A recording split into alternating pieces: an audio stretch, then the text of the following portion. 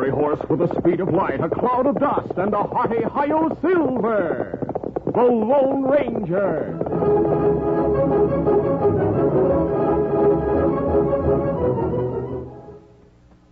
General Mills, makers of Cheerios, the ready-to-eat oat cereal that gives you go power, and Wheaties, the breakfast of champions, present by special recording, The Lone Ranger.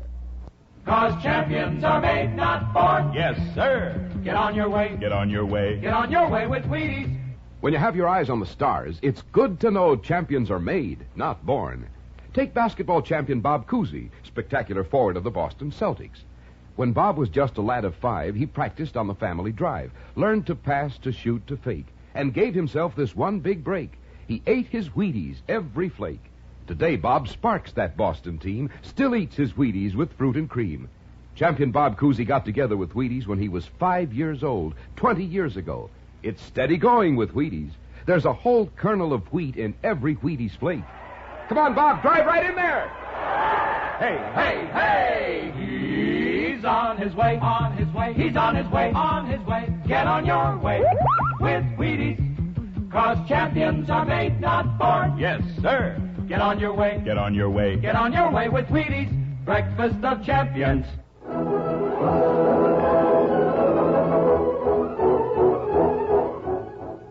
With his faithful Indian companion Tonto, the daring and resourceful masked rider of the plains led the fight for law and order in the early western United States. Nowhere in the pages of history can one find a greater champion of justice. Return with us now to those thrilling days of yesteryear. From out of the past come the thundering hoofbeats of the great horse Silver. The Lone Ranger rides again. Come on, Silver. Let's go, big fella. I'll Silver. Hurry!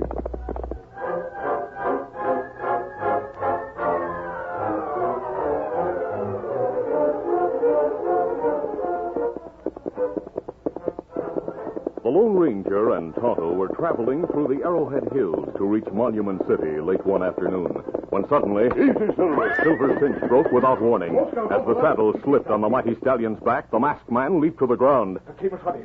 What happened? The cinch broke, Tonto. Oh, you tell me 2 days ago, cinch worn. Me sorry me not fix it. It's my fault, Tonto. I should have checked it this morning. Oh, what matter, Kimasabi? My ankle's hurt. Oh. There's plenty good place in hill to camp, Kimasabi. Maybe we find one near. Make camp for night. That's a good idea, Tonto. I'll be able to doctor my ankle. Oh, it's bad. We're not closer to town when cinch breaks. We'll ride to town in the morning, Tonto. I'd like to see Sudden Dean. Oh, him Marshal, Monument City. Yes. And him plenty good lawman. One of the finest in the West. Meanwhile, 2 men who lived in town rode through the hills on their way home. Sudden Dean's strict law enforcement made it impossible for Doug Dimmock and Hayes Morgan to steal enough to support themselves, so they had to hunt the food they ate. Dusk was falling as Hayes Morgan looked disgustedly at the only game they'd been able to find. One wild turkey and a mighty skinny one at that. Game's getting scarce around here. If it gets any more scarce, we'll starve. We ought to go to work, Hayes. And the only job I could get would be janitor in the express office. Who trusts you with a job there? Reb Martin, the night watchman, is a friend of mine. Huh? He put in a good word for me with the manager. I heard there's $50,000 in paper money in the express office right now. There is. Reb said it'll be sent east on the train leaving town tomorrow morning. If we could get that money... Oh, talk sense, Doug. Even if we got it, we wouldn't have a chance in the world of staying free long enough to spend it. I don't know about that. Well, I do. Hey, look. Up on the hillside. See that smoke? Yeah, someone's built a campfire. If they're cooking a meal, they might share it with us. Yeah, there's no harm in asking. Come on, we'll head for their campsite. Get up there. Come on.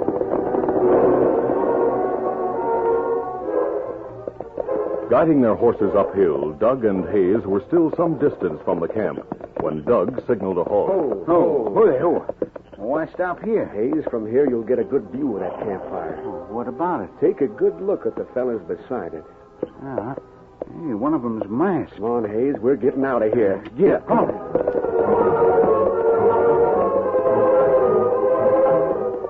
The two riders were too far away to be heard by the masked man or Tonto. They guided their horses downhill as quietly as possible. When they reached the main trail to town, Hayes grumbled. You'd better have a good reason for turning your back on a chance at a square meal. I've a $50,000 reason. Huh? We'll steal that money from the express office and blame the masked man and his Indian pal for the robbery. You're loco. This is our chance to outsmart Marshal Dean. After we steal the money, we'll swear we saw the masked man and his partner right away from the express office. Even if they're gone when the marshal comes here to look for them, he'll find the remains of their campfire and keep after them. No, Reb Martin will know the truth. We'll figure out a way to deal with him. Come on, let's get back to town. Get up. Come on.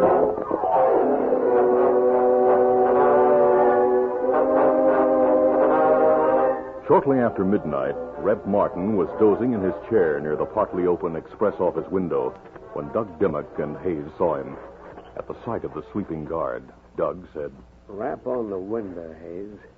Try to talk him into opening the door. You get back out of sight. Right. The tapping on the window startled Reb. He leaped to his feet and grabbed his gun. Then he saw Hayes. How'd you like some coffee, Reb? Oh, will you bring me some from the cafe? I've got it right here. Good for you. I'll unlock the door.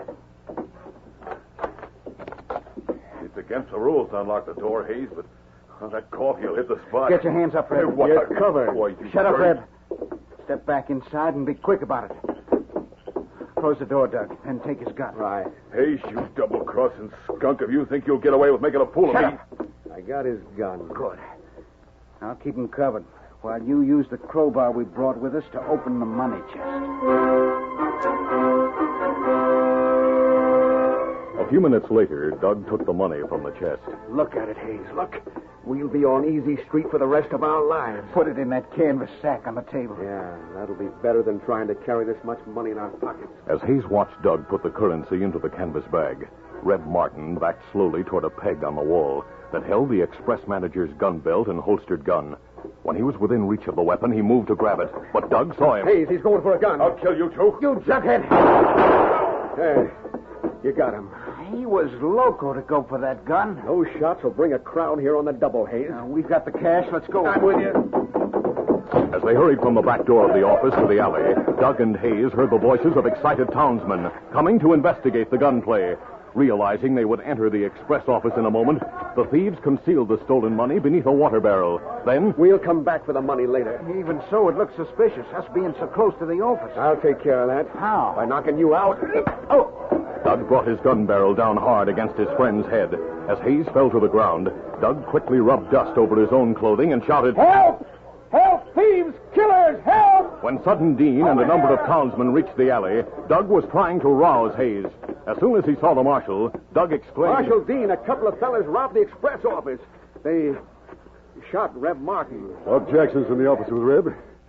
What happened to you two? We saw him come out of the office, Marshal. We tried to stop him, but the masked gent slugged Hayes. His pal knocked me down. Oh, my head. They got away. What hit me? Take it easy, Hayes.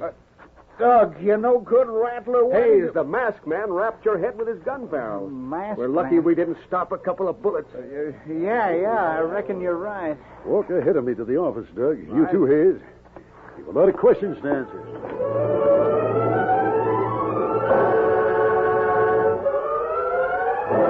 At Doc Jackson's request, Marshal Dean's deputy had already cleared the office of curious townspeople. While Doc knelt beside Reb Martin, examining his wounds, Marshal Dean questioned Doug Dimmock and Hayes.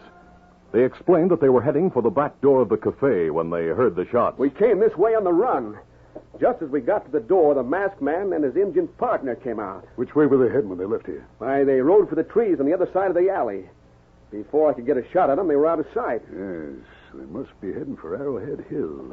That's the only place around here they could hide. I'll get a posse and ride through the hills to look for them. If you capture them, we'll be able to identify them. Reb Martin will be able to identify him, too. Oh, is he alive, Doug? Yeah, but don't figure on asking him any questions.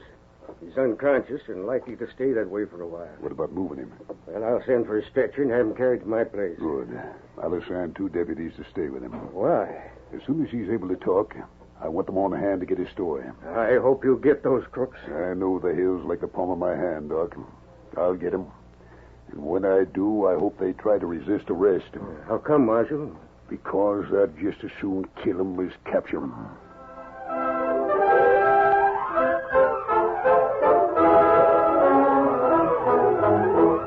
We'll continue our Lone Ranger adventure in just a moment. Jenny is 10, and is she good? She's skip rope champ of the neighborhood. She's so quick because she knows she's got gold power from Cheerios. Yes, she's got gold power. There she goes. She's feeling her Cheerios. Cheerios. Cheerios. That makes sense.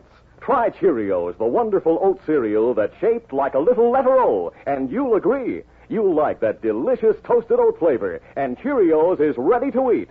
Just pour out a big bowl full, add good fresh milk, dig in, and start getting your go power. Because a Cheerios breakfast is full of vitamins, proteins, and minerals. And those are the good things you need to help build red blood, healthy bodies, and strong muscles. So enjoy your breakfast every day with delicious Cheerios and milk and get that good go power. Then folks will say, she's feeling her Cheerios.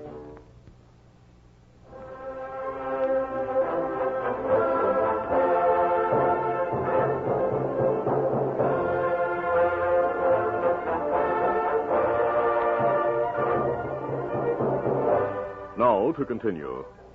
As soon as the posse left town, Hayes went to Dr. Jackson's house to seek information about the wounded guard and first aid for his bruised head. Meanwhile, Doug Dimmock hurried to the deserted alley to retrieve the canvas sack they had concealed beneath the rain barrel. Shortly after he returned to his cabin, Hayes entered. I got the money, Hayes. Yeah? What's eating you? Oh, my head's aching so bad I can hardly see. Oh, I had to let you have it to make our story about the masked man convincing. With Reb alive, that story won't hold up. How is he? Unconscious. But Doc said he'll pull through. Why didn't you finish him while you were in the house? I would have, but the marshal's deputies are watching him so close no one could get away with killing him. He'll talk. Yeah, one of the bullets brushed the side of Reb's head. Doc said he's likely to stay conscious for 3-4 hours, maybe longer. Hey, in 3 hours, the eastbound train will pull out of town. Yeah. We'll be on it, Hayes. Marshal Dean will be on our trail. We might as well give up, We Doug. might get a 200 or 300 mile start on him before Reb talks. By that time, it'll be too late for him to catch us. Maybe. It's our only chance. Oh, then I reckon we better take it.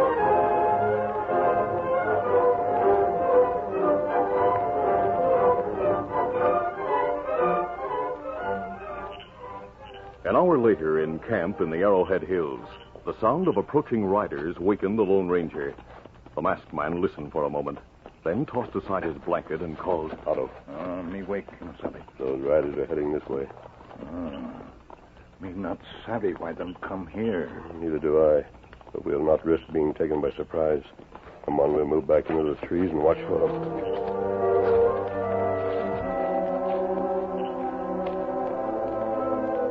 From their place of concealment, the Lone Ranger and Tonto waited until 3 riders came into view. As they drew rein in the moonlit clearing, Tonto exclaimed, One fellow wear lawman badge. Tonto, it's Sudden Dean. Savvy. Him draw guns. There's no need to come and get us, Marshal Dean. Both covered. Don't try a fast move. That's no way to greet old friends. Great Scott. Cast your hands, mister. Got you tied out here with the $50,000. Hold it, boys. This man's the Lone Ranger. Lone Ranger? And his friend is Tonto. Thanks for the identification, Sudden. Well, I'm downright sorry we busted into your camp like this, mister. You must have had a good reason. $50,000 in paper money was stolen from the express office in town tonight. The thieves shot the watchman. Well, why did you come here? Dimmock and his friend Hayes told us they saw a masked man and an Indian come from the express office after the shooting. If I'd have known you two were in the hills, I'd have caught them liars on the spot. Well, we made camp this evening to repair a broken cinch. I heard you captured a couple of killers over in Jackson County. We left there 2 days ago. Say, how would you and Tonto like to ride back to town with us? Fine. I'd like a chance to question Dimmock and his friends.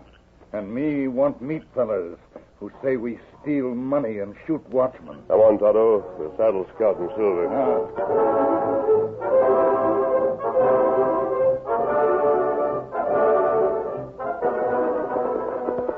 The Lone Ranger, Tonto, Sudden Dean, and the two deputies were a short distance from town when one of the men who had been left with Reb Martin rode toward them. As soon as he saw the deputy, Marshal Dean signaled a halt. Hey, it's Tom Bates. Tom, what are you doing here? Why'd you leave Reb Martin? Marshal Dean, I've got to talk to you about... Hey, masked man. He's a friend of mine, so speak up. What are you doing here? Red regained consciousness. He said Doug, Dimmick, and Hayes shot him and robbed the express office. Did you get Hayes and Dimmick? That's what I want to tell you. I went to the cabin to arrest him, but they cleared out. They should be expected. I looked all over town for him. Then, just as the eastbound train was pulling out of the station, I saw him climbing aboard. Get away. I tried to stop him, but the train was already underway. I didn't have a chance. They got away. With $50,000 in stolen cash. How long ago did the train leave? Pulled out at daybreak, half an hour ago. That means it'll reach Big Bear Pass in about 45 minutes. Yes, that's right. It travels a winding road on account of the hills and mountains. I'll try to stop it at the pass. But you can't get there ahead of the train. I can if I follow the railroad tracks, but by riding cross country, I may be able to make it. Come on, Silver! Friend of yours or not, Marshal Dean, that gent's loco if he thinks he'll reach the pass in time to stop the train. If he can't do it, no one can, Bates. Come on, we'll ride after him. Get up there.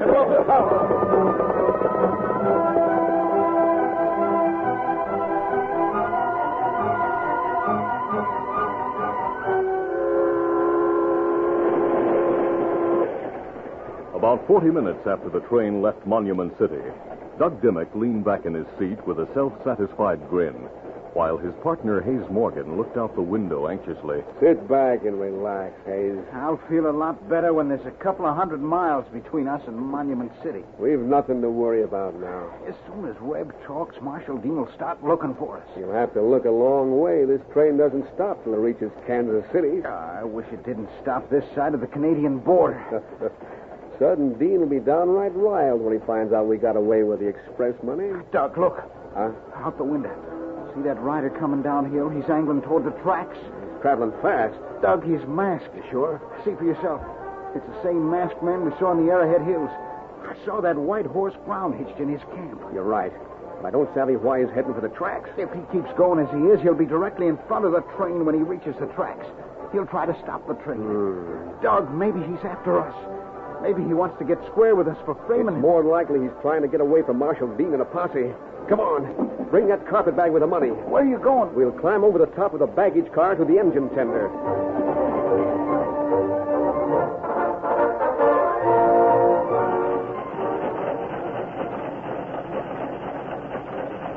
The engineer and the fireman had also seen the Lone Ranger. With his hand on the throttle, Engineer Fireball Murphy watched the hard-riding masked man.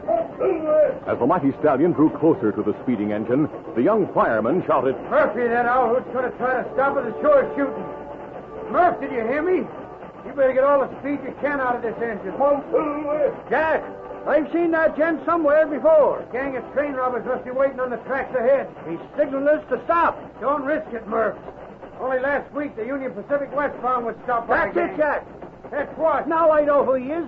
I met him 3 years ago when I was working for the Union Pacific. Murph, what are you doing? I'm stopping this fire eater. But you can't, Murph. That gent's a crook. You jughead, he's the Lone Ranger.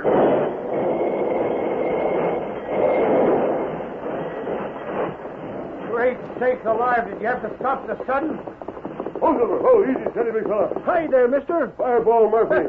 Surprised to see me, huh? Glad to see you. Any other engineer would have questioned my mask. Easy, steady, big fella.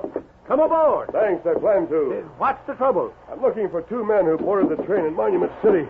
One's named Dimmick, and the other's Hayes Morgan. We're right here, Mr. Covering you. The occupants of the engine cab turned and saw the outlaws standing in the half-empty engine tender with guns drawn. Get your hands up. So you're after us, huh? Yes, I want the money you stole from the express office in Monument City. I told you he was after us, Doug. Jump down to the cab and take the masked man's guns, Hayes. Right.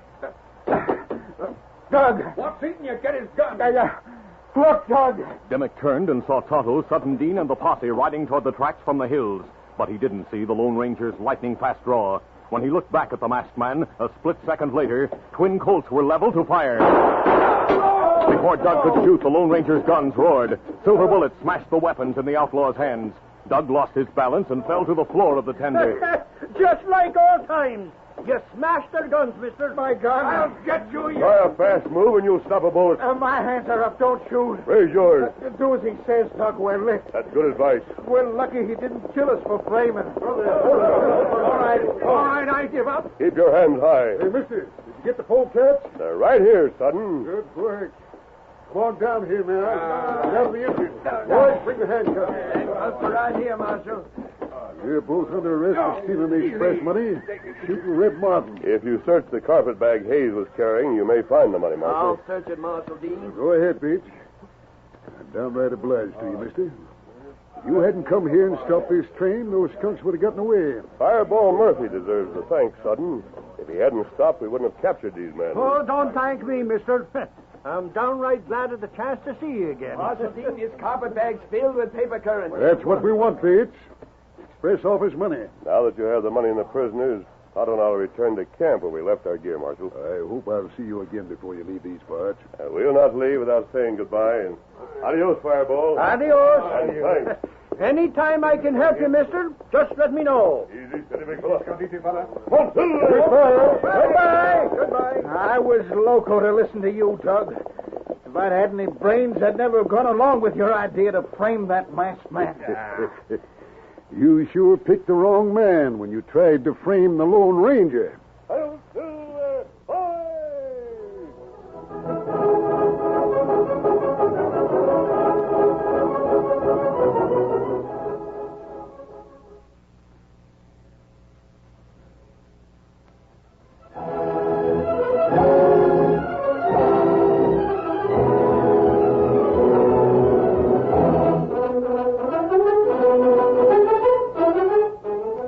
The Lone Ranger, a copyrighted feature of the Lone Ranger Incorporated, is produced by Trendle Campbell Muir Incorporated. The part of the Lone Ranger is played by Brace Beamer. Your announcer, Fred Foy.